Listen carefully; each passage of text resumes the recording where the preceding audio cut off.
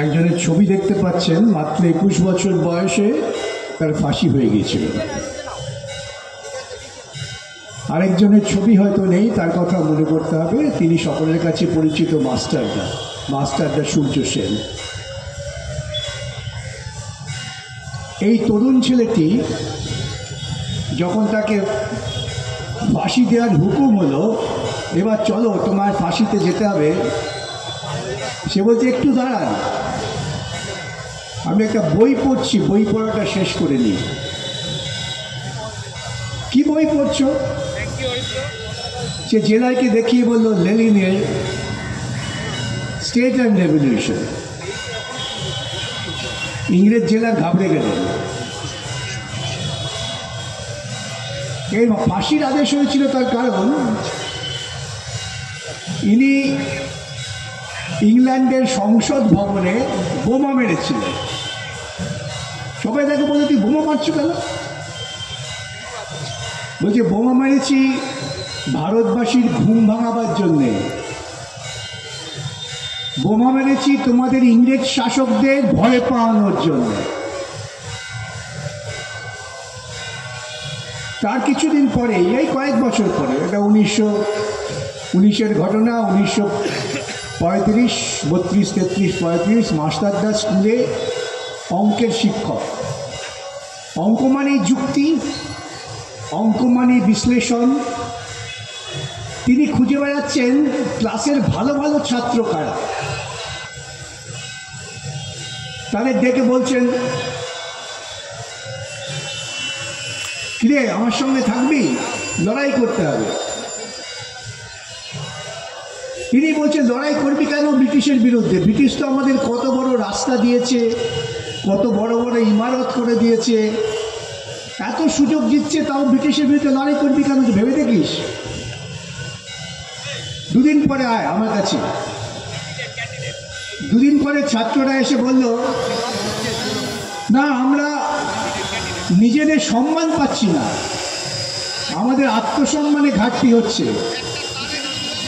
British শাসকেরা আমাদের উন্নয়নের নাম করে রাস্তা দিচ্ছে, বাড়ি দিচ্ছে, রেলগাড়ি দিচ্ছে, কিন্তু আমি যে আমার একটা আত্মসম্মান তা দিচ্ছে না। আমাকে বলছে এটা নেটিভ।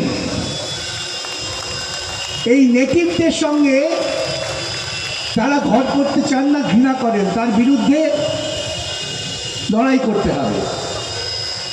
এবং সেই তরুণ ছেলেরা তারা সংঘবদ্ধ হলেন। আপনারা জানেন, এটা আমাদের খুব গর্বের ব্যাপার। তারা ব্রিটিশের অস্ত্রাগার দখল করলেন।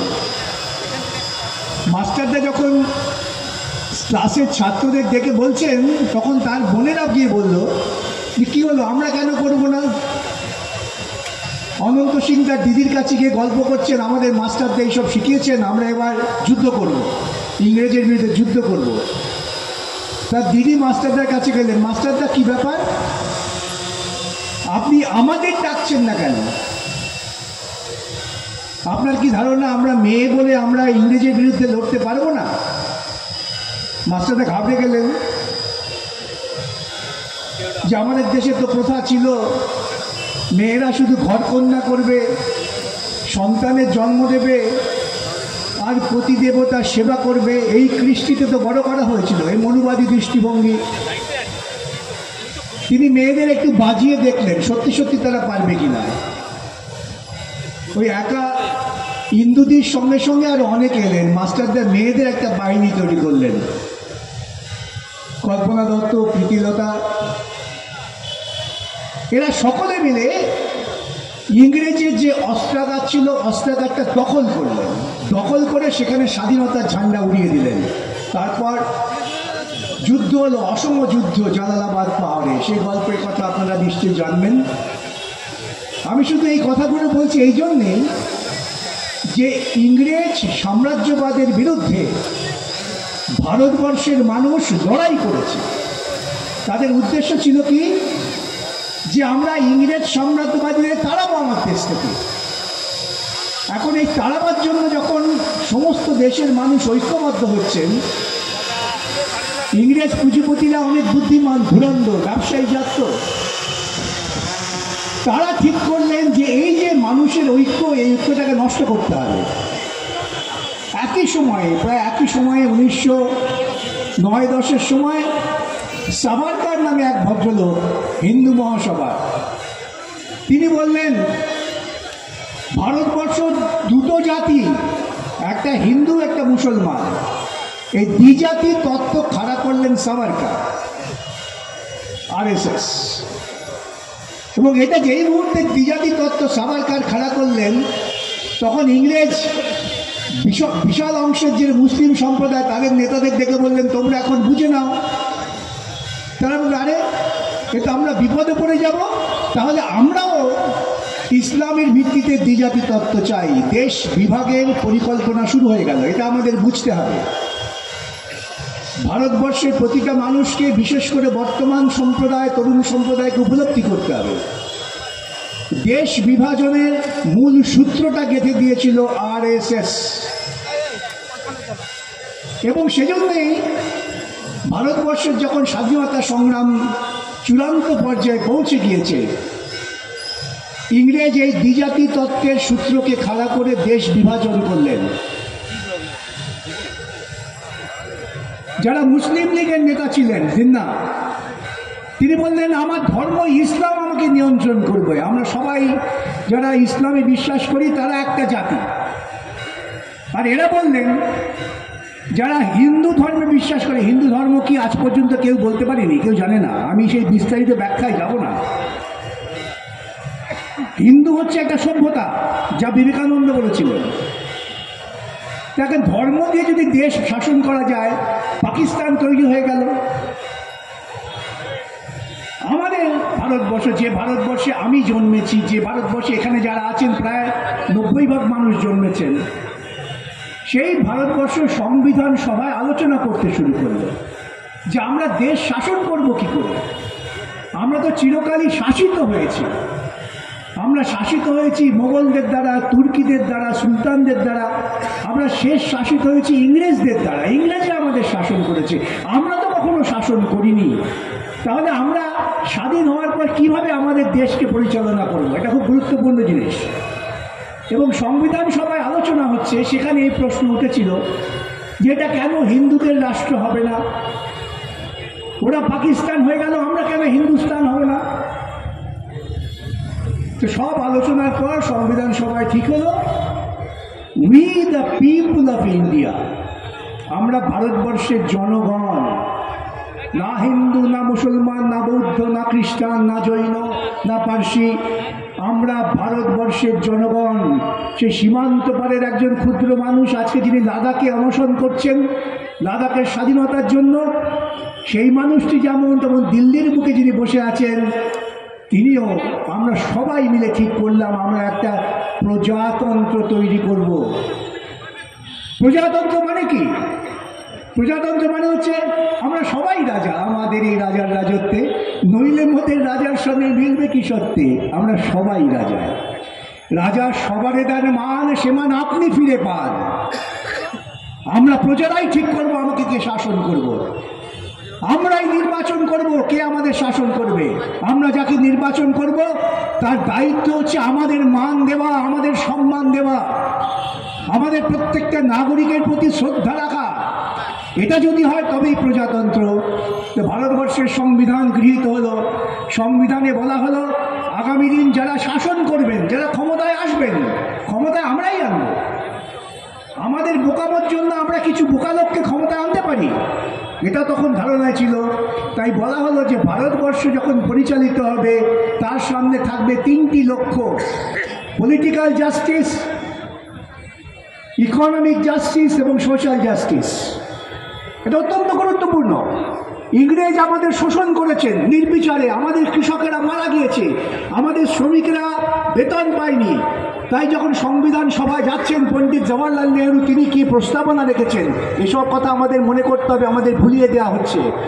পণ্ডিত জওয়াহরলাল নেহরু সংবিধান সভায় বলছেন আপনারা সবাই পণ্ডিত, কিন্তু মনে রাখবেন এই ভারতবর্ষকে স্বাধীনতা দেওয়ার জন্যে সবচেয়ে বেশি আত্মত্যাগ করেছে ভারতবর্ষের শ্রমিক এবং কৃষক। সেই শ্রমিক কৃষকের মূল্যমান চুকিয়ে দিতে হবে আমাদের স্বাধীন ভারতবর্ষে। সেজন্য ইকোনমিক জাস্টিস, মানুষে মানুষে বৈষম্য কমিয়ে দেওয়া হবে, অর্থনৈতিক বৈষম্য কমাতে হবে। একজন আকাশচুম্বী থাকবেন, আরেকজন রাস্তায় ভিক্ষাপাত্র নিয়ে থাকবেন না। আমার ভারতবর্ষে এটা চলবে না। আমার ভারতবর্ষে সোশ্যাল জাস্টিস দিতে হবে, সামাজিক ন্যায়। তুমি মুচি ম্যাথো, তোমাকে আমি ঘৃণা করি, মুখে আমরা বলবো বিবেকানন্দের কথা। বিবেকানন্দ যখন বলেন তুমি মুচি ম্যাথর ওঠো আমার ভাই, সেটাকে আমি কার্যকরী করব না, কিন্তু বিবেকানন্দর গরিবা পোশাকটাকে নিয়ে আমি ব্যবসা করব, এগুলো আমাদের বুঝতে হবে।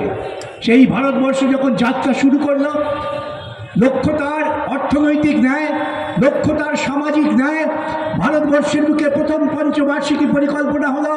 পণ্ডিত জওয়াহরলাল নেহেরু বললেন, আমি সোভিয়েত রাশিয়া স্ট্যালিনের দেওয়া পঞ্চবার্ষিকী পরিকল্পনা থেকে শিক্ষা নিয়েছি যে 5 বছর আমার ধরে পরিকল্পনা করে এগোতে হবে। এত বড় দেশ, এত মানুষ, আমার কৃষি প্রধান দেশ, কৃষকদের বাঁচিয়ে রাখতে হবে, তার শস্য বীমা দিতে হবে, তাকে চাষ করবার জন্য সেচের জল দিতে হবে। তাই সরকারি ব্যবস্থাপনায় বড় বড় সেচ হলো, বড় বড় কারখানা তৈরি হলো, আমার জাতীয় সম্পদ তৈরি হলো। আমরা বামপন্থীরা ক্ষুদ্র ক্ষমতার মধ্যেও পার্লামেন্টে চিৎকার করে বলেছি, ওই ব্যাংক যা ব্যক্তি মালিকানার কাছে আছে রাখা চলবে না, ব্যাংককে জাতীয়করণ করতে হবে। কেন ব্যাংককে ব্যক্তি মালিকানায় রাখা যাবে না? আপনারা সকলেই পরশুরামের গল্প নিশ্চয়ই পড়েছেন। সেই পরশুরামের গল্পে একটা চমৎকার উদাহরণ আছে এই প্রাইভেট ব্যাংকের হাল কি। গুটগুটিরাম ভাটপাড়িয়া তিনি ব্যাংকের মালিক। আপনি ব্যাংকে টাকা রাখেন, আপনি মেয়ের বিয়ের জন্য টাকা তুলতে গেছেন, গিয়ে দেখলেন ভাটপাড়িয়া গণেশ উল্টে পালিয়ে চলে গেছে, আপনার টাকা হা হয়ে গেল। আমরা বললাম এ হতে পারে না। ভারতবর্ষের বুকে যদি তোমাকে ইকোনমিক জাস্টিস নিশ্চিত করতে হয়, সোশ্যাল জাস্টিস নিশ্চিত করতে হয়, আমার টাকা আমি জমা রাখছি, সরকার তার দায়বদ্ধতা নেবে। সরকার হবে জনগণের ট্রাস্টি, জনগণের স্বার্থ রক্ষা করবে। ব্যাংক হবে জনগণের টাকার ব্যাংক, তা কখনোই ব্যক্তি মালিকানায় থাকতে পারে না। আমাদের এই লড়াইয়ের ফলে ব্যাংক জাতীয়করণ হলো। আপনারা পাড়ায় পাড়ায় চারিদিকে দেখলেন ইউনাইটেড ব্যাংকের শাখা হচ্ছে, ব্যাংক অফ বরোদার শাখা হচ্ছে। যে মুটে ভাই সারাদিন কাজ করেন, 5 টাকা উদ্বৃত্ত, সে ব্যাংকে গিয়ে টাকা রাখতে শুরু করলো, তার টাকার ওপরে সুদ হতে শুরু করলো, এবং তার টাকা জমার মধ্য দিয়ে যে হলো সেটাকে আমরা দেশের সম্পদের কাজে ব্যবহার করতে শুরু করলাম। বড় বড় সেচের ব্যবস্থা হলো। সবচেয়ে বড় সেচ ভারতবর্ষের বুকে ভাংড়া নাগাল, তার উদ্বোধন করলেন একজন কৃষক। প্রধানমন্ত্রী পণ্ডিত জওয়াহরলাল নেহরু পাশে দাঁড়িয়ে তিনি বলছেন, তুমি এই সেচের উদ্বোধন করো। আজকে আমরা দেখতে পাচ্ছি একটা রেলওয়ে স্টেশন উদ্বোধন করতে গেলেও প্রধানমন্ত্রীকে আসতে হচ্ছে। কোথা থেকে কোথায় পৌঁছলাম আমরা? আমাদের প্রজাতন্ত্রকে রক্ষা করতে হবে। এই প্রজাতন্ত্র যখন এগোচ্ছে, তখন ব্যক্তি পুঁজির যারা মালিক, যারা জমিদার যোদ্ধার, যাদের জমিদারি প্রথা চালু করে উদ্বৃত্ত জমি কেড়ে নেওয়া হয়েছিল, তারা সকলে মিলে চক্রান্ত করতে শুরু করলেন। সেই চক্রান্তের প্রথম ধাপ হয়েছিল মহাত্মা গান্ধীকে খুন করে। ভারতবর্ষের বুকে প্রথম সন্ত্রাসবাদী আক্রমণের শিকার হচ্ছেন মহাত্মা গান্ধী। সন্ত্রাসবাদী আক্রমণ কে করেছিল? ইতিহাস বলছে সেটা হচ্ছে আরএসএস, তার নেতৃত্বে নাথুরাম গডসে নামে এক ভদ্রলোক, যার নামটা এখন বারবার মন্ত্রের মতো জপ করছেন আরএসএস এর এবং তৃণমূলের লোকেরা প্রকারান্তরে। সে নাথুরাম গডসে, তাকে জিজ্ঞাসা করা হলো, আরে মহাত্মা গান্ধী তো হিন্দু, সে তো রাম নাম জপ করে সকাল বিকেল সন্ধে, তাকে খুন করলে কেন? নাথুরাম গডসে কি বলেছিল জানেন? অত্যন্ত গুরুত্বপূর্ণ কথা। নাথুরাম গডসে বলেছিলেন, ও হিন্দু হলেও ও ব্রাহ্মণদের অধিকার কেড়ে নিচ্ছিল। মহাত্মা গান্ধী তিনি নিচের তলার মানুষদের আস্তে আস্তে হরিজন নাম দিয়ে তাদের সঙ্গে দেবতাদের মিল ঘটিয়ে ব্রাহ্মণদের পর্যায়ে নিয়ে আসছিলেন, তাই ওকে খুন করেছি। মুসলমানের প্রেমিক বলে খুন করেননি, হিন্দুদের মধ্যে অন্তজদের সম্মান দিচ্ছিলেন বলে মহাত্মা গান্ধীকে খুন করা হয়েছে। খুন করলেন কে? নাথুরাম গডসে। নাথুরাম গডসের নাম আমরা বিগত 30-40 বছরে কখনো শুনিনি যে কোনো শিক্ষিত মানুষ এই নাম করছেন, ঘৃণা করতেন। কিন্তু তারা তলায় তলায় চক্রান্ত করছিলেন। মানুষের সমস্ত স্বপ্ন তো সার্থক হয় না। এই তলায় তলায় যে চক্রান্ত করেন তার প্রমাণ আমরা কি দেখেছি। 1977 সালে পশ্চিমবঙ্গের বুকে একটি সরকার তৈরি করেছিলেন আপনারা, বামফ্রন্ট সরকার। যে সরকার ক্ষমতায় এসে প্রথম ভারতবর্ষের বুকে বলতে পারে যে আমরা বিনা পয়সায় লেখাপড়া শেখাবো। মানুষের উন্নয়নের প্রথম ধাপ শিক্ষা। তুমি স্কুলে যাও, গরিব ঘরের ছেলে, কৃষকের ঘরের ছেলে, বস্তিতে ছেলে যার বাবা দিনমজুরি করেন, তার ছেলে স্কুলে যেতে পারে না। একটু বড় হলেই বাবা বলে দেয় যা মোটর গ্যারেজে গিয়ে কাজ কর, কিংবা চায়ের দোকানে গিয়ে চা বিলি কর বাবুদের, সেভাবেই বেঁচে থাকার চেষ্টা কর। বাপের কষ্ট, আমার ছেলেকে লেখাপড়া শেখাতে পারি না। গ্রামের কৃষক ভাবছে লেখাপড়া শেখাবো কোত্থেকে, আমার তো সাধ্য নেই।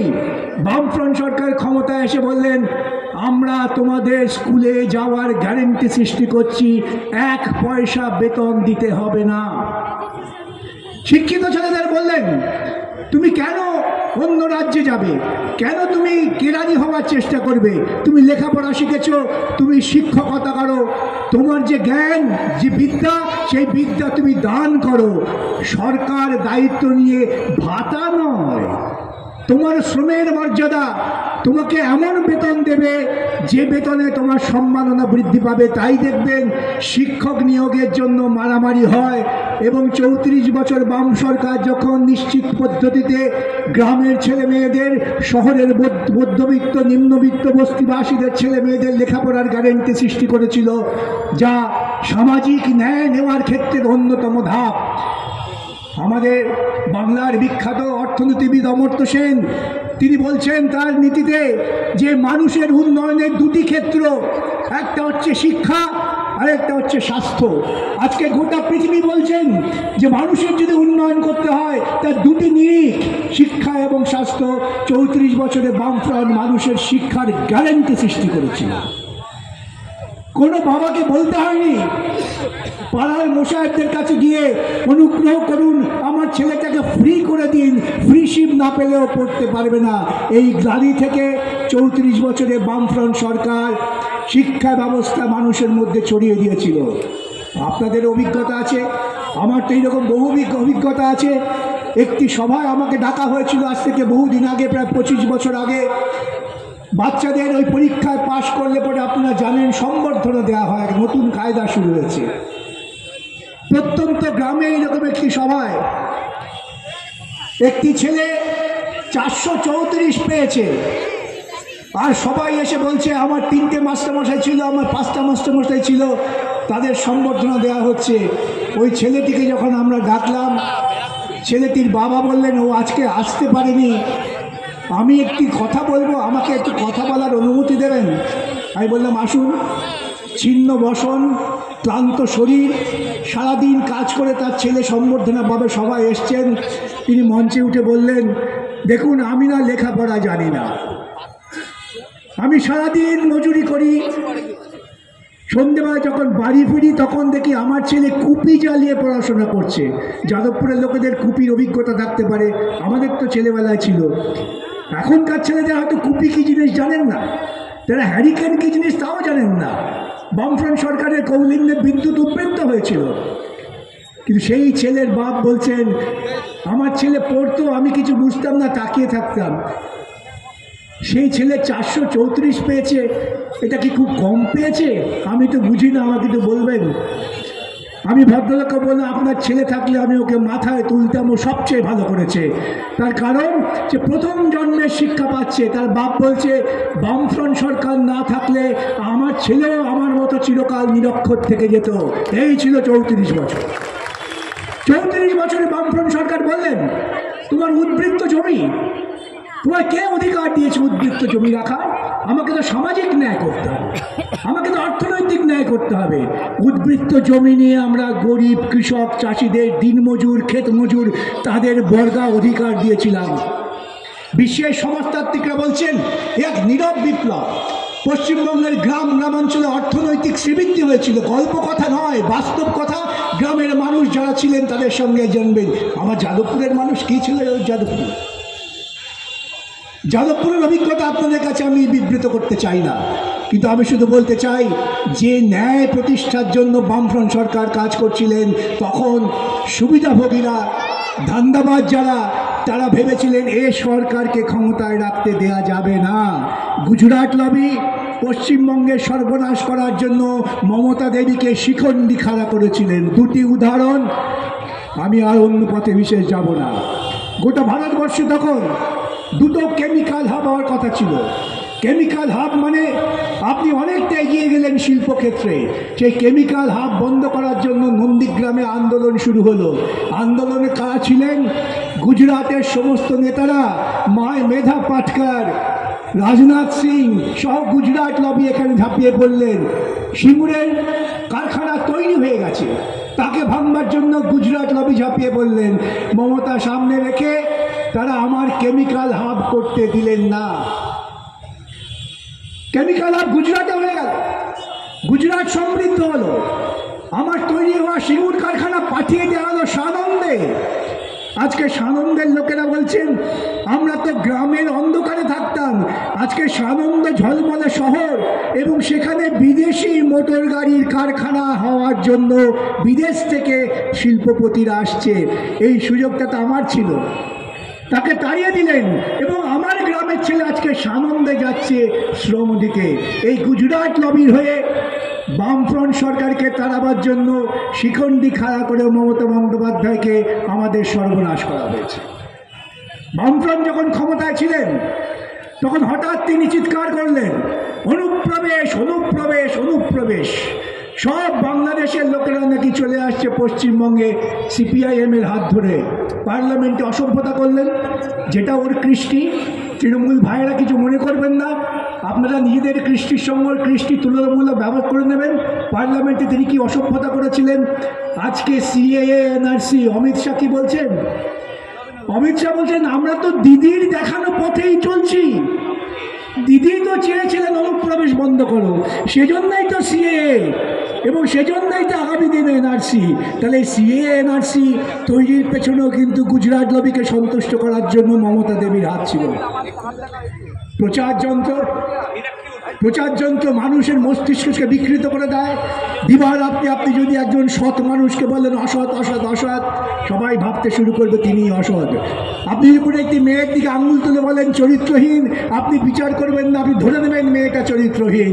এই যে দুর্বলতা আমাদের, সেই দুর্বলতার সুযোগ নিয়ে ভারতবর্ষের প্রচার মাধ্যম পশ্চিমবঙ্গকে টার্গেট করে সেখানকে বামপন্থীদের দুর্বল করেছে। নির্বিচারে খুন হয়েছে, নির্বিচারে ধর্ষণ হয়েছে। এইসব ইতিহাস আপনারা জানেন বা জানেন না, হয়তো বা আমাদের জানতে হবে। এবং তার প্রত্যক্ষ ফল কি? 34 বছরের বামকে সরাবার জন্য গুজরাট লবির যে সাফল্য, 2011 শেষ ফ্রি অ্যান্ড ফেয়ার ইলেকশন পশ্চিমবঙ্গের বুকে। লিখে রাখবেন, গর্ব করে বলতে পারেন, 2011 নির্বাচন পশ্চিমবঙ্গের বুকে শেষ ফ্রি অ্যান্ড ফেয়ার ইলেকশন। সেখানে মমতা ক্ষমতা এলেন, যাদবপুরের মানুষ বুদ্ধদেব ভট্টাচার্যের মতো প্রার্থীকে হারিয়ে দিলেন। আমি তখন তার ইলেকশন এজেন্ট ছিলাম। কি করুণ অবস্থার সৃষ্টি হয়েছিল, মানুষ বোঝেননি, কেন সাময়িক উত্তেজনায় মানুষ বোঝেন না। ক্ষমতায় এসে মমতা কি করলেন? দুর্নীতি কাকে বলে এবং প্রশাসনিক ক্ষমতাকে কিভাবে দুর্নীতিতে ব্যবহার করতে হয় তার এক উজ্জ্বলতম দৃষ্টান্ত স্থাপন করলেন। তিনি প্রথম আক্রমণ করলেন শিক্ষা ব্যবস্থাকে। মনে রাখতে পারে আপনাদের, যাদবপুর বিশ্ববিদ্যালয়, যে বিশ্ববিদ্যালয়কে বাম আমলে আন্তর্জাতিক স্তরে পরিচিত করিয়েছিল, সেই বিশ্ববিদ্যালয়ের উপর আক্রমণ। প্রেসিডেন্সি বিশ্ববিদ্যালয়ের উপর আক্রমণ শুরু হয়েছিল, রায়গঞ্জ বিশ্ববিদ্যালয়ের উপর আক্রমণ। তারপর শিক্ষক নিয়োগের দুর্নীতি, টাকা দাও চাকরি নাও। আজকে ইলেকট্রাল বন্ডে আসছে যে টাকা দাও কন্ট্রাক্ট নাও, এটাও তো উদ্ঘাটন মমতা। যাদবপুরের লোকেরা যারা মমতাকে সমর্থন করেন তারা বাড়িতে গিয়ে একটু আয়নার সামনে দাঁড়িয়ে আমার কথাগুলো ভাববেন, লজ্জা পাবেন। শিক্ষা বিক্রি, গোটা ভারতবর্ষের কাছে পশ্চিমবঙ্গের মাথা নিচু হয়ে গেল। সবাই বলেন কোন পশ্চিমবঙ্গ? ওরা বলে মধ্যপ্রদেশে ব্যাপক হারে। মধ্যপ্রদেশে তো রবীন্দ্রনাথ জন্মায়নি, মধ্যপ্রদেশে বিদ্যাসাগর জন্মায়নি, মধ্যপ্রদেশে রামমোহন জন্মায়নি, মধ্যপ্রদেশে সুভাষচন্দ্র বোস জন্মায়নি। এই পশ্চিমবঙ্গের মাটিতে যে সমস্ত মানুষ জন্মেছেন, যাদের ঐতিহ্য আমাদের চিরকাল মাথা উঁচু করে রেখেছিল, সেই রাজ্যে যখন শিক্ষা বিক্রি হয় তখন আপনি লজ্জিত হন। প্রজাতন্ত্রে আপনাকে অধিকার দেওয়া হয়েছিল ভোট দিয়ে নির্বাচিত করার। আজকে আপনি যাদের নির্বাচিত করেছেন তারা যখন দুর্নীতি করে, আপনি কিন্তু প্রকারান্তরে সেই দুর্নীতির একজন সহায়ক শক্তি হিসেবে পরিচিত হন। তাকে কিন্তু হতে চান। 2011 মমতা যা করলেন, 2014 ক্ষমতায় এসে মোদী একই কাজ করছেন। নতুন এডুকেশন পলিসি এমন করেছেন যে গরিব মানুষের ছেলেমেয়েরা লেখাপড়া শিখবে না। জেএনইউতে স্টাইপেন্ড বন্ধ করে দেওয়া হয়েছে, বলছে গুরুকুল। আমি জিজ্ঞাসা করেছিলাম গুরুকুল বলতে আপনারা কি বোঝেন? কিছু ব্রাহ্মণ তাদের শিক্ষার অধিকার, গুরুকুল মানে দ্রোণাচার্য একমাত্র ক্ষত্রিয় সন্তানদের শিক্ষা দেবে, আর ওই নিষাদ বালক একলব্যের আঙুল কেটে দেবে, এটাই তো গুরুকুল আপনাদের। প্রজাতন্ত্র তা বলে না। আমরা তো সেই সমস্ত স্তর পার করে প্রজাতন্ত্র করেছি, আমরা তো সবাই রাজা। তাহলে আমাদের রাজার রাজত্বে কেন আমরা সবাইকে রাজা করতে পারবো না? এই দৃষ্টিভঙ্গি নিয়ে আমাদের লড়াই শুরু করতে হবে। আমরা চিৎকার করছিলাম যে এরা দুর্নীতিগ্রস্ত। দুর্নীতি হলে পরে কি হয় তা আমার কথা না। আজ থেকে 10 বছর আগে স্পেশাল সুপ্রিম কোর্ট বলছেন যে দুর্নীতি হচ্ছে ক্যান্সার রোগ। একবার যদি দুর্নীতিকে তুমি প্রশ্রয় দাও, তা ক্যান্সারের মতো সমস্ত প্রশাসনকে ভেঙে চুরে তছনছ করে দেবে, তোমার জীবনকে নষ্ট করবে। সুপ্রিম কোর্টের সাবধানবাণী আমরা কেউ শুনিনি। আমরা 2014 গোটা দেশ জুড়ে এলেন মোদী সরকার। মোদী সরকার এসে কি করলেন? তিনি আস্তে আস্তে তার বন্ধু ব্যবসায়ী আদানির সঙ্গে গোপন চক্রান্ত করতে শুরু করলেন। ভাবুন তো, আর দীর্ঘ বক্তৃতা করবো না, এখানে মীনাক্ষী আছে। যখন গোটা পৃথিবীতে প্যান্ডেমিক হয়েছে, হঠাৎ ঘন্টা বাজিয়ে মোদি ডিক্লেয়ার করে দিলেন যে সমস্ত বন্ধ, সব লকআউট, প্রত্যেকে ঘরে ঢুকে যান। হাজার হাজার পরিযায়ী শ্রমিক, তাদের জীবনের নিরাপত্তা নেই, তারা রাস্তায় বেরিয়ে পড়লেন। মা তার সন্তানকে কাঁধে নিয়ে, কেউ তার বৃদ্ধ বাপকে কাঁধে নিয়ে হেঁটেই চলেছে। এই পরিস্থিতির মুখে দাঁড়িয়ে তিনি বললেন, তোমরা এখন ভ্যাকসিন নাও। ভ্যাকসিন নিতে কেন বলেছিলেন এটা কি ভেবে দেখেছেন আপনারা? ইলেকট্রাল বন্ডে বিজেপিকে টাকা কারা দিলেন? যারা আমার আপনার রক্তের ওপর দাঁড়িয়ে মুনাফা করেছেন তারা বিজেপিকে টাকা দিচ্ছেন। আমার আপনার রক্তের ওপর দাঁড়িয়ে বিদ্যুতের দাম বৃদ্ধি হচ্ছে, তারা মমতাকে টাকা দিচ্ছেন। এই দুর্নীতির মহাসম্মেলন হচ্ছে মোদী এবং মমতা। আমাকে অনেকেই বলেন, আমার এটা ঘটনাক্রমে দুর্ভাগ্য বা সৌভাগ্য, আচ্ছা এরা কবে জেলে যাবে বলুন তো? আমি যাবে না। মোদি দিদি, আমি বলি মোদি ভাই, মোটা ভাই আর দিদি ভাই, এদের যে আঁতাত, সেই আঁতাতটা এত সূক্ষ্ম স্তরে ওই নিচের তলায় বিজেপি নেতারাও বোঝেন না, তৃণমূল নেতারা তো বুঝবেনই না, কারণ তাদের কাছে তো মমতাই শেষ কথা। চুরি করলেও মমতা, ডাকাতি করলেও মমতা, ধর্ষণ করলেও মমতা, সবইতেই মমতা। তাহলে এই দুর্নীতি আজকে আমার গোটা প্রজাতন্ত্রকে ধ্বংস করে দিচ্ছে। তা আমার কি করণীয়? আমার তো অধিকার আছে। ওরা ভোট দিতে দেবে না, আপনাদের দেয় না, কিন্তু আমাকে ভোটের অধিকার প্রয়োগ করতে হবে। এটা তো আমাদের উত্তরাধিকার সূত্রে পাওয়া। 1 কাঠা জমি বাপ রেখে গেলে পরে আমরা 1 কাঠা জমি 1 ফুট এদিক ওদিক হলে মারামারি করি। আর আমার বাপ ঠাকুরদা রক্ত দিয়ে লড়াই করে, ভগৎ সিং, মাস্টারদা, সূর্য সেন, মহাত্মা গান্ধী সহ হাজার হাজার মানুষ যারা ভারতবর্ষের জন্য প্রাণ দিয়েছেন, তার ফলস্বরূপ হিসেবে আমি একটা সংবিধান পেয়েছি। উত্তরাধিকারী হিসেবে আমার কি দায় নেই এই সংবিধানকে রক্ষা করার, এই সংবিধানের ইকোনমিক জাস্টিস, সোশ্যাল জাস্টিসকে পরিপূর্ণ করার? পৃথিবীর বুকে ভারতবর্ষের অর্থনীতি এমন নিম্নগামী, ভারতবর্ষের মানুষের মধ্যে আয়ের বৈষম্য এত বেড়ে গেছে যে পৃথিবীর অর্থনীতিবিদরা শঙ্কিত হয়ে পড়েছেন। এবং এ রাজ্যে বলা হচ্ছে ভাতা দেব, ভাতার টাকা আসছে কোত্থেকে? আপনি জানেন আপনার পকেট থেকে? পশ্চিমবঙ্গের প্রতিটি মাথা পিছু আমাদের দেনা হচ্ছে 63,000 টাকা। আমার যে বোনেরা ভাবছেন 500, 1000, 2000 পাচ্ছি, তাদের ঘাড় ভেঙে এই টাকা আদায় করা হবে। পশ্চিমবঙ্গে এত ঋণগ্রস্ত হয়েছে, যদি কোনোদিন শোনেন যে পশ্চিমবঙ্গকে বিক্রি করে দিতে হচ্ছে, বিস্মিত হবেন না। এই ঋণের টাকা কে শোধ করবে? আমরা চেয়েছি সরকারকে দিয়ে মানুষের উৎপাদন ক্ষমতা বাড়াবার। গরিব চাষি চাষ করবে, আজকে চাষিরা চাষের ফসলের দাম পায় না। ওদিকে মোদিও বলছেন চাষের ফসলের দাম দেব না, এদিকে মমতাও বলছেন। বক্তৃতায় দুজনেই খুব পারদর্শী।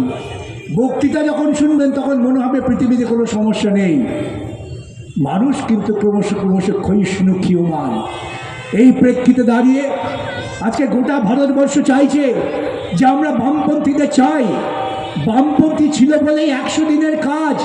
এই 100 দিনের কাজ যখন মনে এলো তখন বলি এ নিয়ে কত নাটক হচ্ছে। হঠাৎ ভাইপো বললেন আমরা কেন্দ্রের কাছে 100 দিনের টাকার জন্য ট্রেনে করে দিল্লি যাব। দিল্লি গেলেন, রাজঘাটে গিয়ে অসভ্যতা করলেন, ছবি উঠলো, খুব প্রচার হলো। সেখান থেকে ফিরে এসে রাজভবনে বিক্ষোভ করলেন, জীবনে যা কখনো করা হয় না করলেন। টাকা কই? টাকা তো আসছে না। আমি মামলা করলাম, বললাম টাকা দাও। কেন্দ্রীয় সরকার টাকা কাকে দেব? এ তো সব চুরি করেছে, হিসেব নেই। কার টাকা দেবো তোমরা বলো? আমরা তো কাজ করেছি, আমরা যারা শ্রম দিয়েছি আমাদের টাকা কে দেবে? এ টাকা দায়িত্ব আইনত রাজ্য সরকার আমাদের টাকা দিক, তারপর তুমি তার সঙ্গে বুঝে নাও। এলো না টাকা। দিদি বললেন আমি যাচ্ছি মোদির সঙ্গে দেখা করতে। প্রধানমন্ত্রী গেলেন, ঘুরে এসে বললেন প্রধানমন্ত্রী বলেছেন অফিসারদের সঙ্গে কথা বলে নিন। নির্লজ্জ বেহা, নিজের আত্মসম্মান বোধ নেই। একজন মুখ্যমন্ত্রীকে প্রধানমন্ত্রী বলছেন অফিসাররা বসে ঠিক করবেন। তাহলে আপনি কি করতে গিয়েছিলেন? নাটক করতে, মানুষকে বোকা বানাতে। আমরা আদালতে বলেছি, আদালত বলেছে আমরা রাজ্য সরকারকে বিশ্বাস করি না। তারা বলছেন আমরা কমিটি করে দেবো। আদালতে একটু সময় লাগছে। সেই ফাঁকে তিনি বললেন আমি সব টাকা দিয়ে দেব। তো এতদিন দাওনি কেন? সরকারি কর্মচারী, তাদের ন্যায্য পাওনা দিয়ে হাইকোর্ট সবার তার রায় দিয়েছে। তার বিরুদ্ধে সুপ্রিম কোর্টে গেলেন। ন্যায্য পাওনা সেটাকে স্বীকার করে নিতে কষ্ট। অথচ বিজ্ঞাপনে আপনারা রোজ দেখবেন খবরের কাগজে বিজ্ঞাপনে মুখ্যমন্ত্রীর ছবি দিয়ে আর দেশ জুড়ে প্রধানমন্ত্রীর ছবি দিয়ে। জানেন কত কোটি টাকার বিজ্ঞাপন হয়? কেউ তো উল্টোও দেখেন না, ভাবেনও না, কেউ ভাবতে দেওয়া হয় না। সন্ধ্যেবেলা আপনি টেলিভিশনে গেলে এই দিদি বলেছেন ওই সিরিয়াল দেখুন, খবর দেখবেন না। আর খবর মানে 1 ঘন্টার ঝগড়া, চূড়ান্ত ঝগড়া। কে কি বলছেন, কেন বলছেন, কি উদ্দেশ্যে বলছেন কিছুই বুঝবেন না, খালি ঝগড়া। আর আপনারাও ভাববেন এ তো ঝগড়া, এ আমার দেখে কি হবে? বন্ধু, আমাদের ভাবতে হবে।